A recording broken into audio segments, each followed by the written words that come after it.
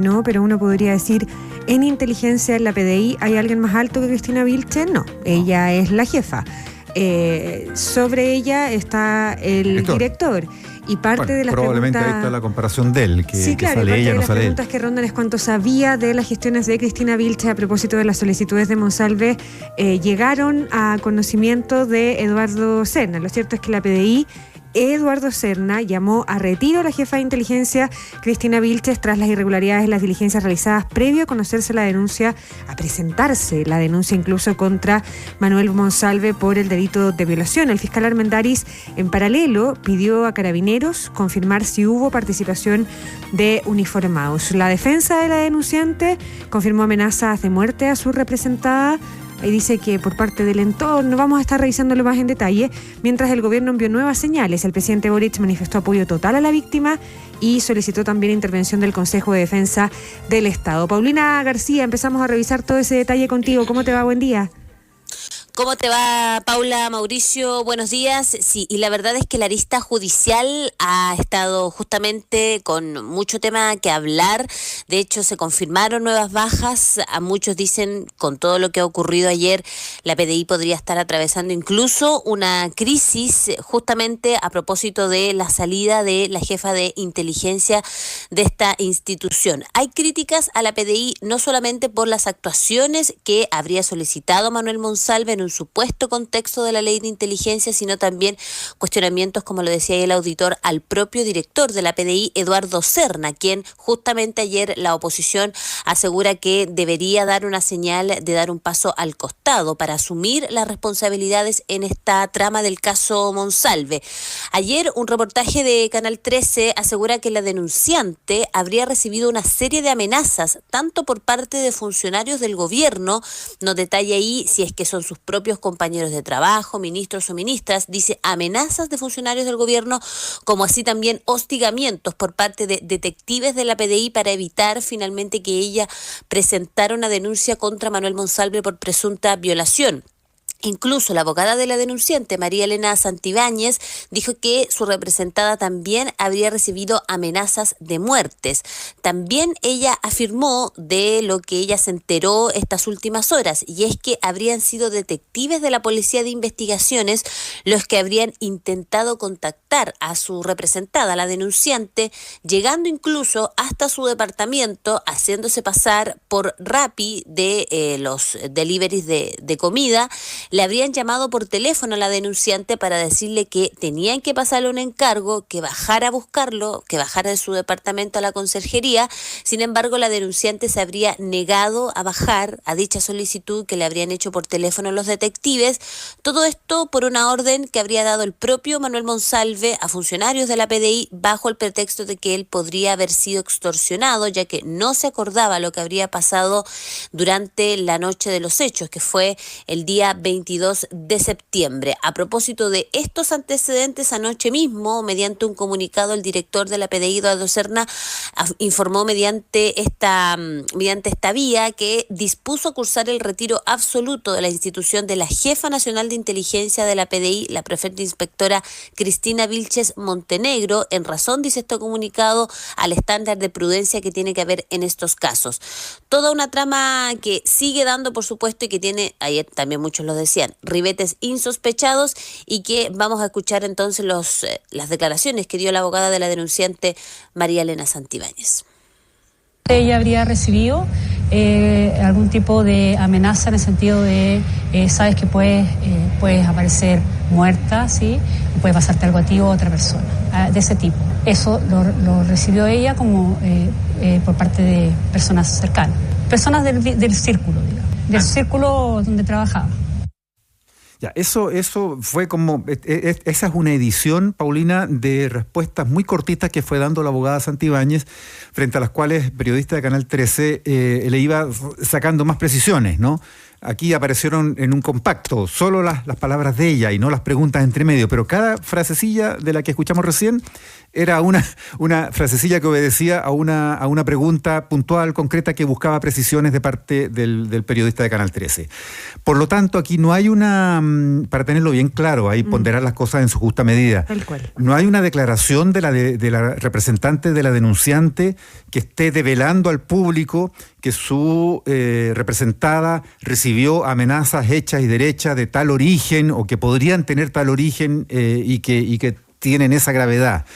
Lo que pareció decir la abogada, lo que al menos entendimos, aquí lo conversábamos con Paula Bravo, es que ella está hablando de eventuales advertencias que en su mismo entorno le hicieron respecto de que podía pasarle algo. Que es como la lógica, no sé, estoy pensando, te metiste con Monsalve, claro, con esta denuncia y puede terminar pasando algo, o sea, claro, puede correr en riesgo tu vida, pero no que le estaban transmitiendo necesariamente una amenaza. Claro, ¿no? Entonces en una de esas pareciera ser o existe la posibilidad de que esas advertencias no tuvieran el carácter de amenaza en rigor porque aparecen como advertencias dadas desde el entorno de la denunciante por eventuales compañeros de trabajo, por ejemplo, en la Secretaría del Interior, que le comentaban que pudiera estar en riesgo su integridad o qué sé yo, en vista, obviamente, de que había situaciones oscuras de las cuales ella había sido objeto, como estos acercamientos o intentos de acercamiento de gente de la PDI,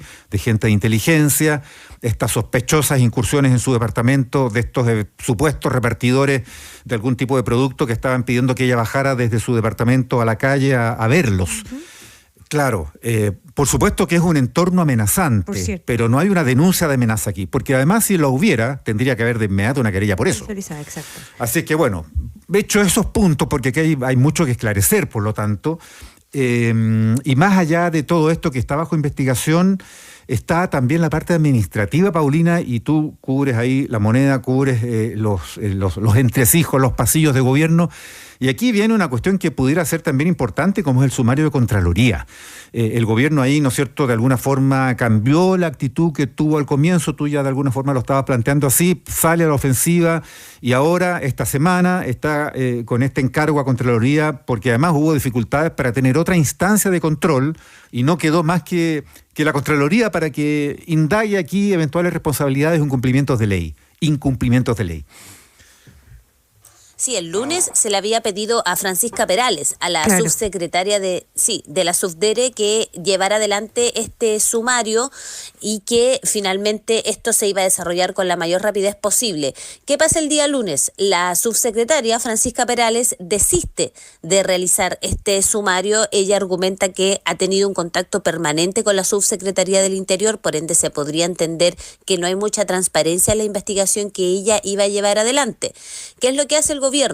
El día miércoles le encarga, recién del lunes al miércoles, pasan 2 días, le encarga a la Contraloría que lleve adelante este sumario para poder finalmente dar cuenta de que hay una señal transparente de que todo esto se está llevando a cabo afuera del Palacio de la Moneda. Muchos dicen, bueno, entonces, entre que ocurren los hechos, se le encarga el sumario recién a Francisca Perales el lunes. Finalmente esto recae en la Contraloría el miércoles. Finalmente no hay mucho avance, dicen muchos, en todo esto, porque se ha pasado el sumario de persona o de institución en institución, pero no hay mucho avance y eso también ayer lo hacían ver gran parte de la oposición. En paralelo, la Contraloría, a esta solicitud que le hace la Moneda, está llevando adelante otro sumario, también por lo mismo, por el caso Monsalve, pero también particularmente por un oficio que se envió para investigar al Ministerio del Interior, a Carabineros y a la PDI para ver si hay eventuales delitos, principalmente en el uso de recursos públicos, a propósito de que Manuel Monsalve habría ido en este lapso que tuvo de casi 30 horas para ir a despedirse, para ir a hablar de este tema con su familia a la región del Biobío antes de que presentara su renuncia. Y a todo esto se suma ayer que Chile Vamos, las bancadas de Chile Vamos llegaron ayer a la Contraloría a presentar justamente otro oficio para de cierta manera poder monitorear que estos sumarios que esté llevando adelante la Contraloría se estén desarrollando de manera rápida y de manera efectiva.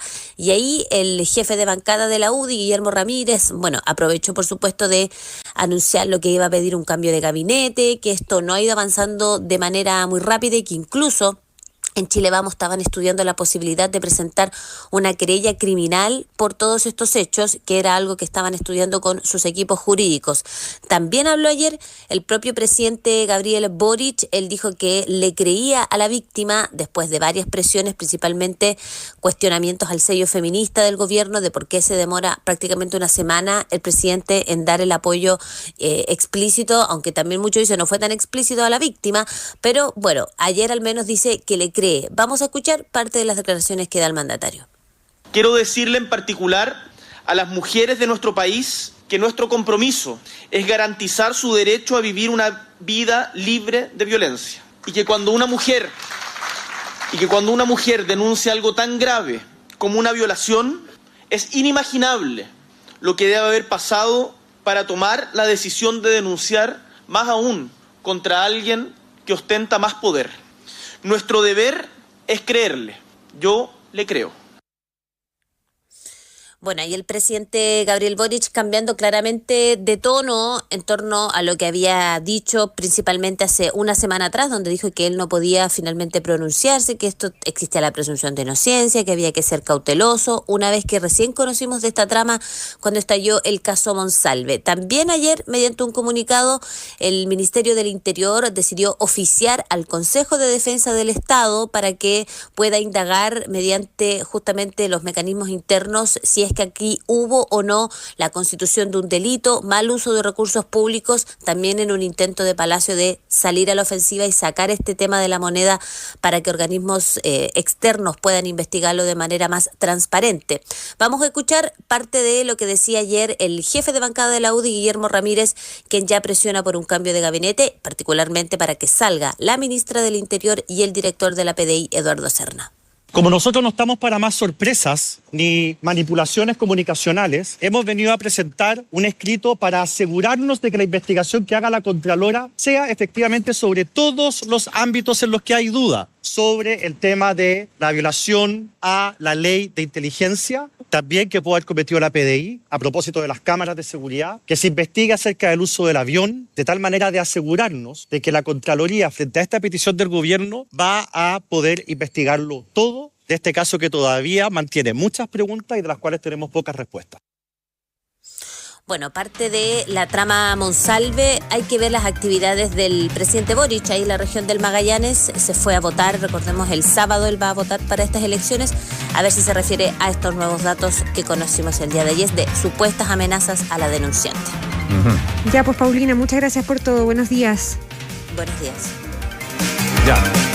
Démosle al análisis. Démosle, hay tantas cosas que decir. Para usted y para yo. Además, cerrando la semana, bueno, lo único que yo quería plantear, ¿por dónde partimos? ¿Por lo político o por los nuevos datos? Porque desde el punto de vista político, el énfasis que quiere poner la moneda al cerrar esta semana, al cumplirse una semana tras la renuncia de Manuel Monsalve, es más o menos evidente, ¿no? Y ayer como que se concreta con estos gestos que Paulina nos relataba, que es soltar definitivamente a Manuel Monsalve y que el tema judicial sea estrictamente un problema de Manuel Monsalve, con lo de la Contraloría, con lo del Consejo de Defensa del Estado, con los dichos del presidente Gabriel Boric. Ahí si llegó a tiempo, si tuvo que pasar una semana, si está en tiempo de revertir, todavía yo creo que ese alcance está por verse. Y me quedo en lo del presidente Gabriel Boric en relación al mensaje a las mujeres, Mauricio, y a las víctimas, porque ayer, el presidente Gabriel Boric dice, yo le creo, y uno diría, bueno, en buena hora, ¿no? Es como la actitud que generalmente hay que asumir a propósito de denuncias de delitos tan graves. O sea, la violación es un delito, el segundo delito más grave después del homicidio, muy probablemente, ¿no? Pasó una semana para eso. Y ahí la pregunta súper legítima es, ¿hace una semana le creía a Monsalve? Y después de una semana le cree a la víctima, eso es lo primero. Y lo segundo, si hace una semana le creía a Monsalve, perfecto. Una posición del presidente, de Gabriel Boric, diría yo. Pero la posición del presidente o del gobierno nunca se podría haber sustentado en quién le creía, ¿no? En términos de las acciones que como gobierno se tomaron y en las que han tenido que dar explicaciones en los últimos 7 días, en términos de los protocolos, en el uso del avión de carabineros y un montón de cosas más. Claro, una sucesión de evidencias que mostraban que era otra posición que la que expuso e hizo explícita ayer el presidente. Claro.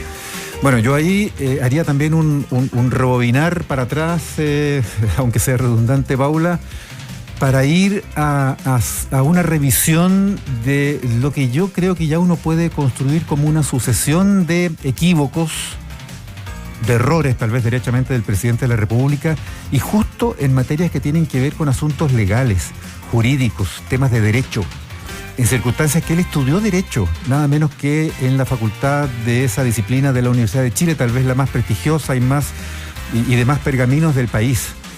Se ha hecho el punto muchas veces y en ocasiones con tono de burla o mofa respecto de que él no llegó a titularse de abogado o que faltó a muchas clases porque fue dirigente estudiantil, en fin. Pero más allá de eso, no deja de sorprender muchas veces de frentón alguna falta de conocimiento o de rigurosidad al menos del presidente respecto de materias básicas del derecho que incluso ciudadanos más o menos informados manejamos. Ocurrió, por ejemplo, y permítanme aquí esta revisión, cuando otorgó los indultos y otorgó pensiones de gracia, en algunos casos al menos a delincuentes por hechos de violencia, delincuentes condenados incluso. Nunca respondió el presidente sobre algo fundamental en este tema, si había leído o no los antecedentes de esos beneficiarios.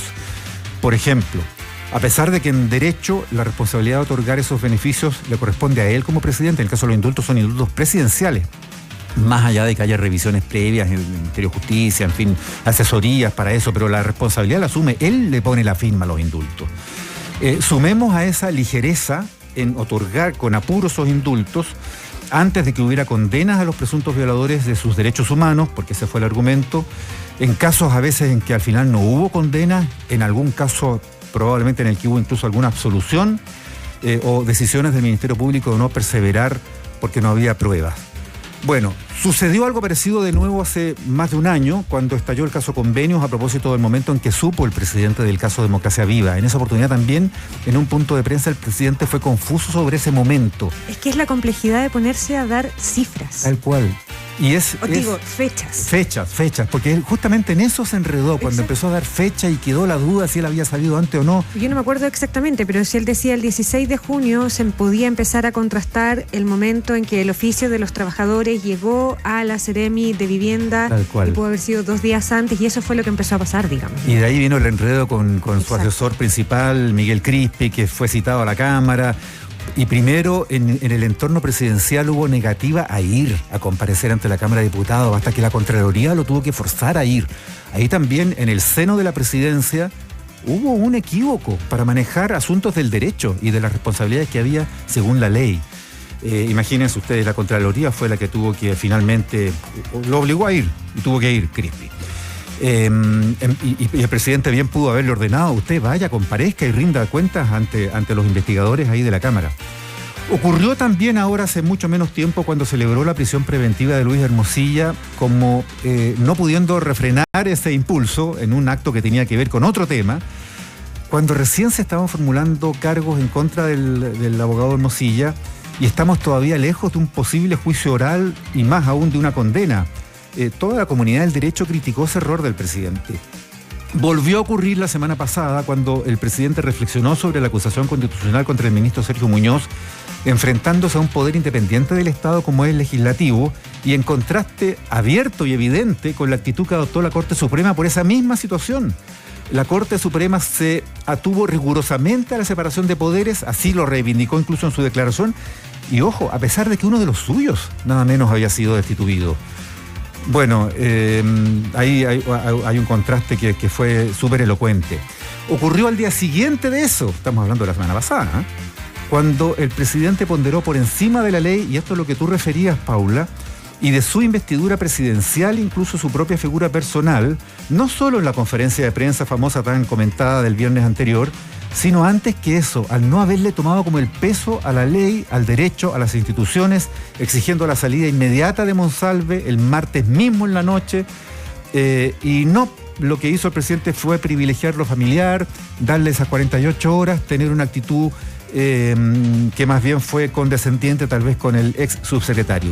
Bueno, y aquí me detengo porque lo último es lo de ayer, cuando leyendo un texto ahora, eso fue bien visible también, ya no corriendo riesgos el presidente con respuestas improvisadas ante preguntas de la prensa, que esta vez no fueron permitidas, y planteando el presidente que hay que creerle a la víctima cuando hay una denuncia de violación, agregando tajantemente, yo le creo.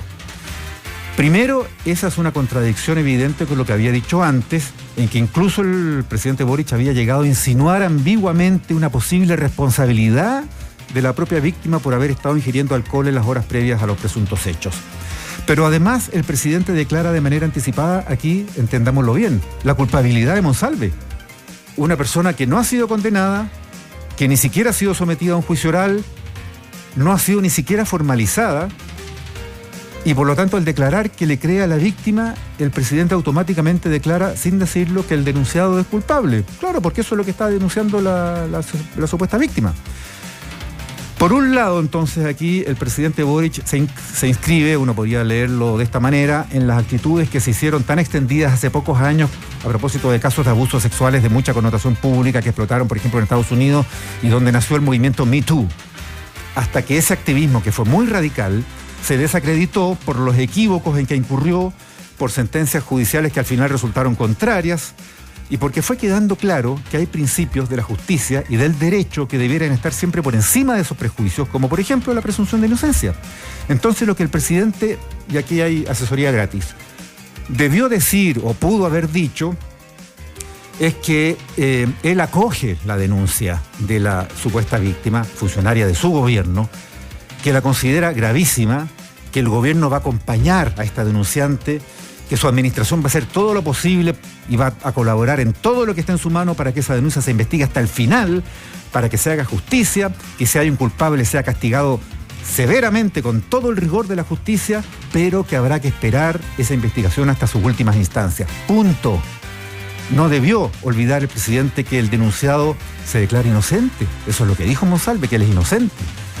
Solo la justicia va a tener que determinar si lo es o si es culpable, y si es culpable más allá de toda duda razonable.